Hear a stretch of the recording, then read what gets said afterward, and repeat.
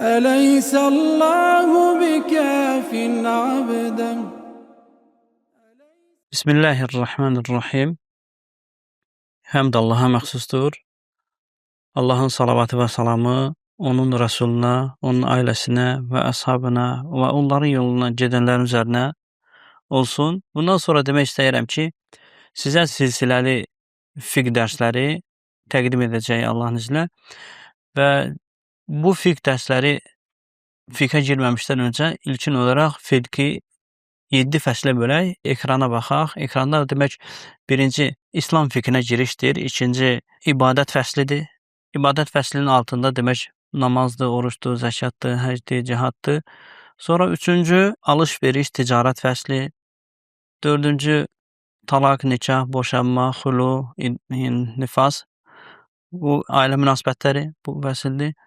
Beşinci cəza, hökm. Düzdür, biz burada cəza vermirik, sadəcə yəni bu hökmləri Allah katında müsəlman bilməli ki, bu əməlin Allah katında hökmü nədir?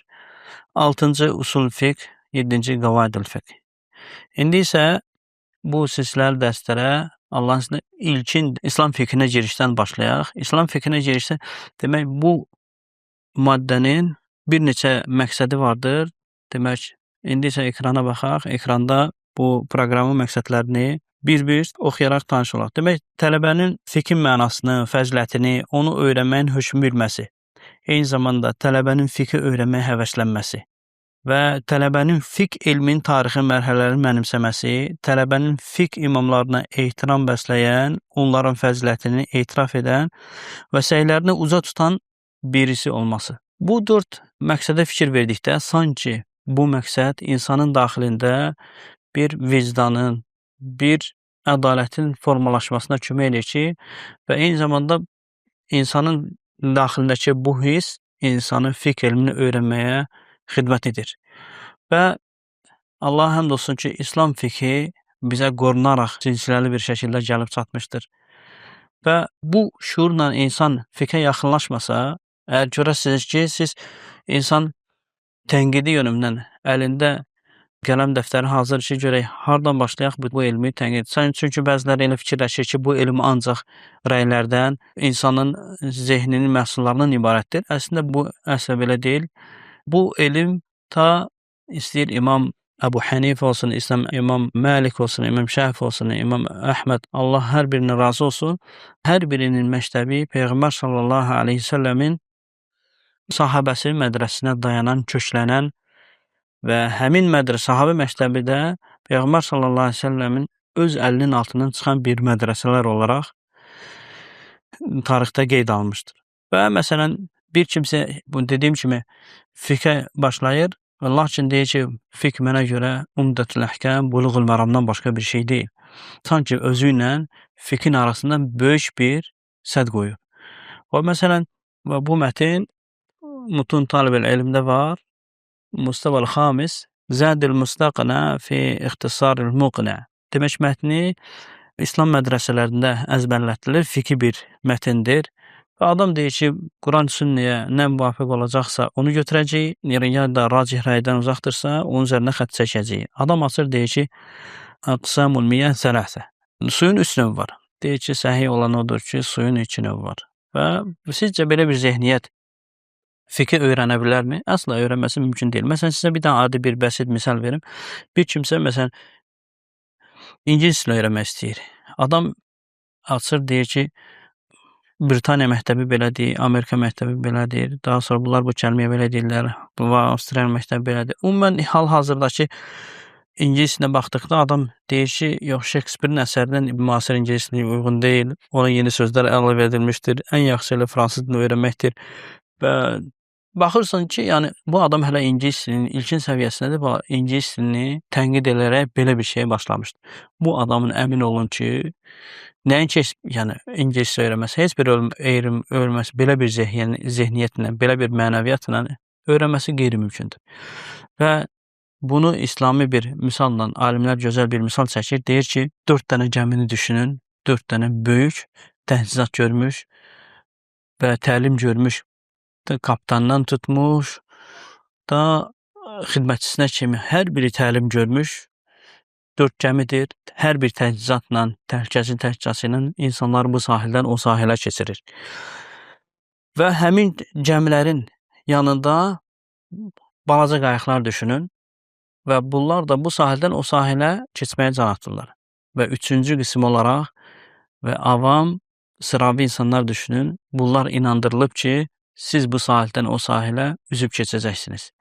Alimlər demək bu 4 böyük gəmini, bu 4 böyük məzhəbi izah edirlər ki, bunların içində böyük alimlər var. Usulları süzülüb, sözləri süzülüb və heç bir əziyyət çəkmədən bu gəmiyə minib o birisi sahildə düşməklə sağ-salamat axirətini qurtararaq həmin sahilə çatacaqsan. İkinci isə qayıq sahibləridir ki, onlar özlərini elmə nisbət etmiş və bu sahildən heç bir təhlükəsizlik qabiliyyətinə məxsus olmayan bir kimsələrdir. Bu sahildən o sahilə üzməyə çalışırlar. Və istər elmləri, istər ömürləri buna imkan vermir ki, o sahilə sağlam bir şəkildə gedib çatsınlar. Üçüncü isə avam bir, sıravi bir toplumdur ki, bunlar inandırılıb ki, siz bu sahildən o sahilə üzəcəksiniz. Əslində elə ilk cəhdən bir 5-10 metr, 20 metr getdikdən sonra suda boğulan bir kimsələrdir ki, bunlar da bir cahil bir toplama Quran sünnəni verirsən ki, al oxu, istədiyin kimi başa düş. Əslində bu olduqca təhlükəli bir şeydir. Quran sünnəni alim, yəni mütləq bir şəkildə illərlə, əsrlərlə süzgəcdən keçirilmiş filtrlərdən bizə təqdim olunmuş, istəyir usul, qaydası ilə təqdim olunmuş bir şəkildə bu elmi öyrənmək lazımdır. Daha sonra proqramın məqsədinə qaydaq, orada demək proqramın məqsədi, sonra tələbənin müxtəlif fiqh məktəbləri arasında fərqləri anlaması, sonra axırıncı proqramın məqsədi odur ki, altını cızaraq deyirəm, tələbənin məzhəbə tabe olmasının təqlidin yəni mənasını, hökmünü bilməsi, qadağan olunan və icazə verilən təqlid arasındakı fərqi anlaması. Heç kim burada vacib təqliddən danışmır. Və biz də deyirik, təqlidin icazə verilən və qadağan olunan forması vardır. Daha sonra demək bu mövzunun tərkib hissəsini qısa bir şəkildə oxuyaq. Mövzunun tərkib hissəsi ekranda göstərir.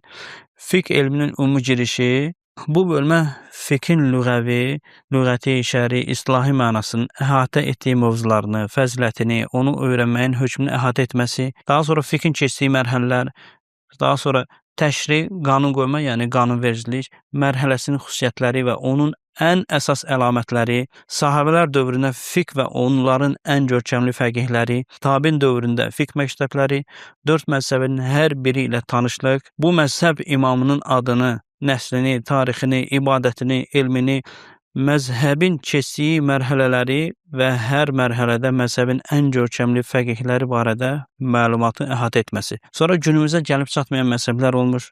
Sonra fiqhin əsas cizgiləri və ona münasibət, məzhəbə tabe olma və ona münasibət, fiqhi məktəblər, yəni əhl-ül hədis var, əhl-ül ray var, əhl-ül zahir var.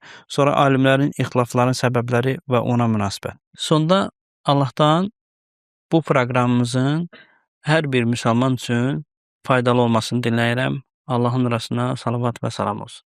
أليس الله بكاف عبدا